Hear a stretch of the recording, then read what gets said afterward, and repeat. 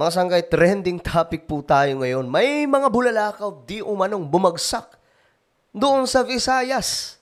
No, marami naman po sa atin mga sangkay, nakakita na rin po ng bulalakaw. Pero bakit kaya ito pinag-uusapan mga sangkay? Ito ba ay kakaibang mga bulalakaw na bumagsak? Yan po ang ating aalamin ngayon.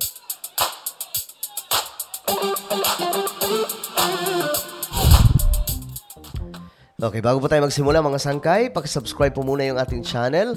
So sa ibaba po ng video na to, may makikita po kayong subscribe button. So pindutin nyo lamang po yan, then i-click nyo yung bell at i-click nyo po yung all. Ulitin ko, click the subscribe down below, click the bell and click all. Alright?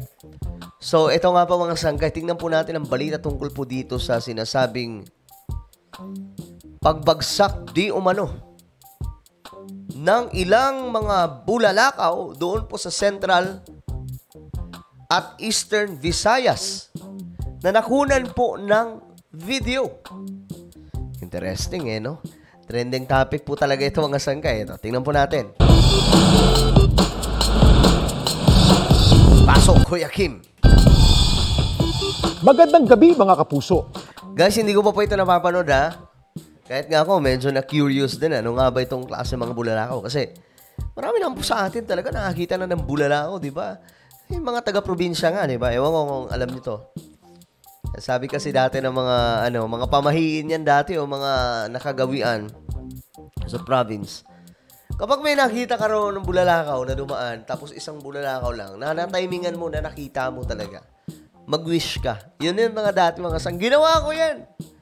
Pero po ako dating ano ba yung ko nun? Winish ko yun Ay, hindi. May crush po ako dati, mga sangkay. Bata pa ako nun.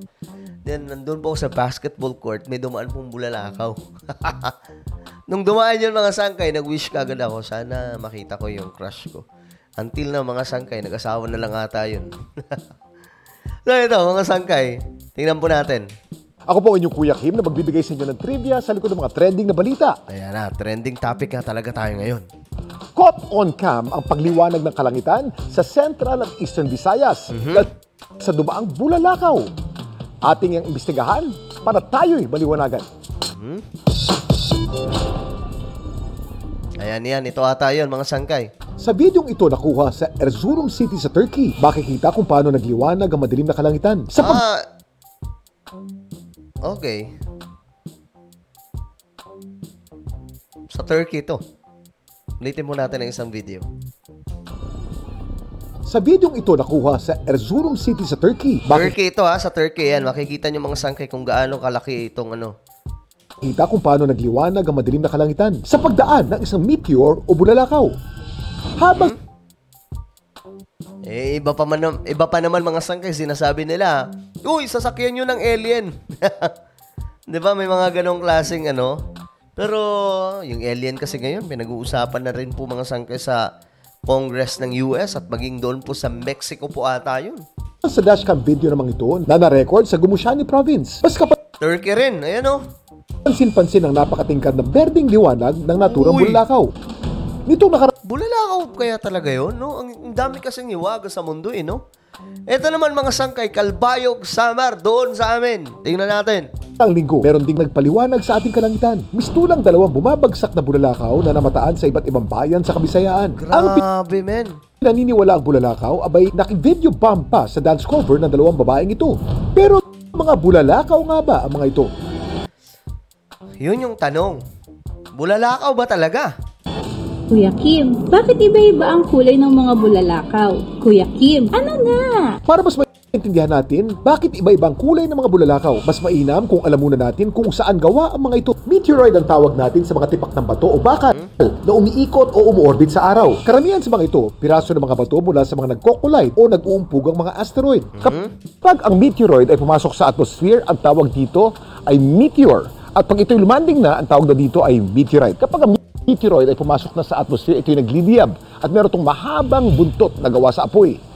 Kaya ang tawag natin sa kanila ay shooting star. Pag ang mga meteoroid ay pumapasok sa atmosphere, ang friction sa hangin ay may init na hanggang 3,000 degrees Fahrenheit. Dahilan para ito'y magliyab at masunog. Ang kulay ng bulalakaw nakadepende sa chemical composition ng space rock at hangin kung saan ito dumadaan. Dilaw ang kulay ng meteor pag mataas ang iron content nito at purple naman ang kulay ng apoy pag mataas ang calcium. Ang kulay berde ng bulalakaw naman ay dahil sa nickel content nito. Pero bulalakaw nga ba ang namataan sa kalangitan ng Visayas noong Yan na. Ang tanong dyan, bulalakaw nga ba? Laki. ang linggo? Based dun sa image, mukhang hindi siya characteristic of a meteor streak. Wala Uy. So, hindi siya bulalakaw. So, ano yun? rin tayong na-monitor na re-entry nangyayari malapit sa Pilipinas noong mga panahon na yon. May possibility pa rin naman na ito ay debris pero wala sa mga catalog. Kung maraming bulalakaw naman ang namamataan natin sa isang bahagi ng kalangitan sa loob ng nakatakdang oras, ang tawag dito ay meteor shower. Alam niyo ba kung ano tinuturing na isa sa pinakamagandang meteor shower sa kasaysayan? Ang may hawak ng Guinness World Record bilang greatest meteor shower ay ang Leonids. Nangyari ito gabi ng November 16 hanggang 17 taong 1966. Okay, tapusin lang natin tong video mga sangkay. Babalikan po natin yung tanong. Kung bulalakaw nga ba yun mga sangkay? Ang Leonid meteors na dumaan sa Arizona sa Amerika ay may rate na 2,300 per minute sa loob ng 20 minuto. Mula alas 5 ng umaga noong November 17, 1966. Samantala, para malaman ng trina sa likod ng viral na balita, i-tweet o i-comment. Okay. Sa madaling sabi, wala pong sagot dito si Kuya Kim kung ito nga ba ay bulalakaw. Kasi ito po yung tanong di ba? Ito, tingnan po natin kung gaano kalaki itong... Ito. Sana ba yun?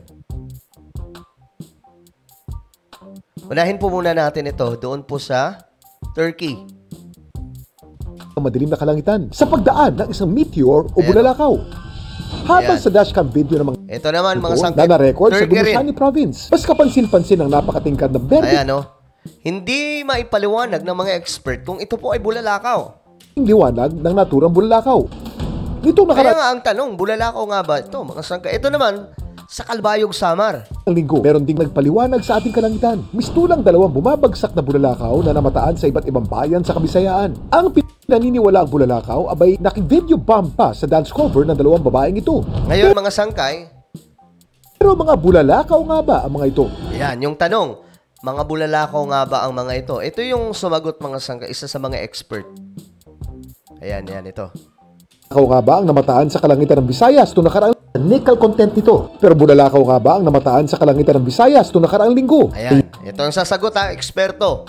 Based dun sa image, mukhang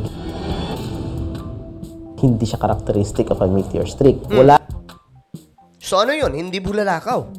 rin tayong na-monitor na re-entry nangyayari Wala malapit daw na monitor. sa Pilipinas noong mga panahon na yon. May possibility pa rin naman na ito ay debris pero wala sa mga catalog. Kung maraming Hindi may paliwanag kung ito nga ba ay bulalakaw mga sangkay. Kapag bulalakaw, madali po yan natutukoy ng mga eksperto. But this time, mukhang hindi po. So ano kaya ito mga sangkay? Sasabihin na naman ng iba, hindi kaya, sasakyan yun ng alien. Hindi natin alam mga sangkay, no? Kung anong klaseng pwedeng bulalakaw. Sabi nga po ni Sir, pwede. Pero gaya ng sinabi po niya, wala daw po sila na monitor.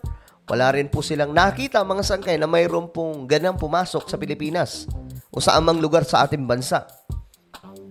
Sadyang marami po talagang kakaibang nangyayari ngayon sa panahon natin.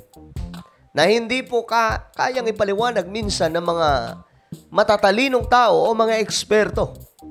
No? Kagaya po nito mga sangkay. Grabe, sa Turkey pa lang. Tingin ko hindi naman po talaga bulalakaw, napakalaki nun Bilog siya na malaki. Kulay green.